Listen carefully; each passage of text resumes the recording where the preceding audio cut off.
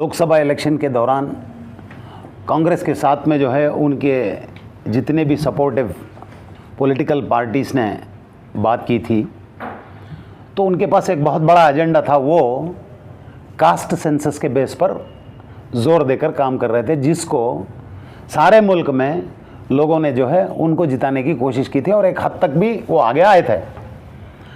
और आप देखें, जितने भी भाषण कांग्रेस के मुख्यस्थ यानी कि राहुल गांधी जी ने जहां भी अपना भाषण किया है, तो उन्होंने कहा था कि कास्ट सेंसस को हम लोग जोर देके करवाएंगे।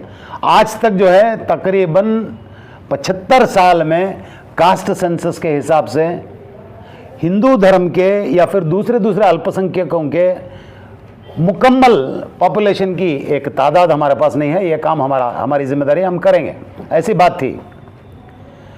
सोचने वाली बात है, उन्हीं की हुकूमत यहाँ कर्नाटक में है जो अपने आप को सेक्युलर बोलती है।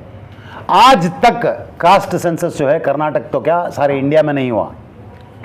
और उसी तरह से जो पार्टी अपने आप को सेक्युलर कहती है, तकरीबन 2 साल हो गए, पिछली बार की जो फिस्ताई ताकत वाली बीजेपी सरकार ने जो है मुसलमानों के रिजर्वेशन को वापस ले लिया, तो उसको वापस रिवोक करने के लिए, रीएस्टैब्लिश करने के लिए 2 साल चाहिए।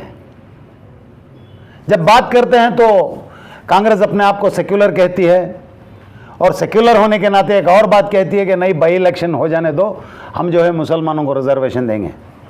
ये उसको सियासी एतबार से कहा जाता है, इसको जवाब जो है चॉकलेट देना कहा जाता है।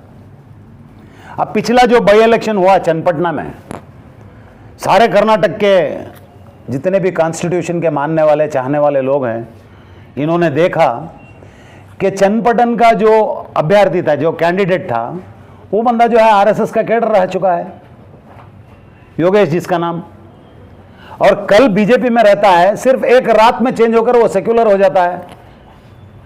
तो ऐसी सिचुएशन में जो सब कास्ट की बात आती है दलित कम्युनिटी में, उनकी भी इंटरनल कास्ट को डिवाइड करके जिसकी पॉपुलेशन है उसको उतना रिजर्वेशन देने की मांग जो है बहुत ज़माने से चली आ रही है। ये भी एक पेंडिंग है। तो मुसलमानों के रिजर्वेशन की बात आती है, ये भी एक इसी तरह से पेंडिंग है। और जबकि देखा जाए एससीपी टीएसपी का जो फंड हुआ करता है दलित कम्युनिटी के, वो इनफरादी तौर पर उस समाज को डेवलप करने का फंड है। कहा यह जाता है कि उनके एरिया में रोड डालने को या फिर पार्क बनाने को वो कम्युनिटी का डेवलपमेंट नहीं होता। तो रोड या पार्क अगर आप डालेंगे तो हर कोई सिटीजन वहां पर जाएगा, तो वो एससी एसपी टीएसपी के पैसों में से खर्च नहीं किया जा सकता, वो कानून बताता है। इसके बावजूद भी ये नाइंसाफियां बहुत जोरों शोरों से कांग्रेस में चली आ रही हैं। और आज हम लोग आपके माध्यम के जरिए जितनी मुसलमानों की पॉपुलेशन है उनको उतना रिप्रेजेंटेशन, ये रिजर्वेशन का वर्ड नहीं है, रिप्रेजेंटेशन, बाबा साहब अंबेडकर ने कहा था, जो अल्फाज आप सोसाइटी में यूज करेंगे वो अल्फाज ऐसे होने चाहिए जिससे क्रांति हो। रिजर्वेशन जो है आप देंगे मैं लूंगा, वो उसको भीख कहा जाता है। रिप्रेजेंटेशन जो है मेरा हक है। तो मुझे हक देने के लिए सबसे पहले आपको मालूम होना है कि मुसलमानों की पॉपुलेशन कितनी है कर्नाटक में, जो अपने आप को सेक्युलर मानकर चलते हैं और उस पार्टी का नाम लेकर गली गली में। बड़े शर्म की बात है, फराइज एक गिनवाया गया था, कांग्रेस को वोट डालना, इस्लाम में एक फराइज गिनाया गया था चंद लोगों के जरिए से। शर्म आनी चाहिए ऐसे लोगों को। आप देखिए, वक्फ के इशू पर बात चल रही है, एक काउंटर स्टेटमेंट बराबर देने वाला कोई ऐसा लीडर नहीं है हमारा।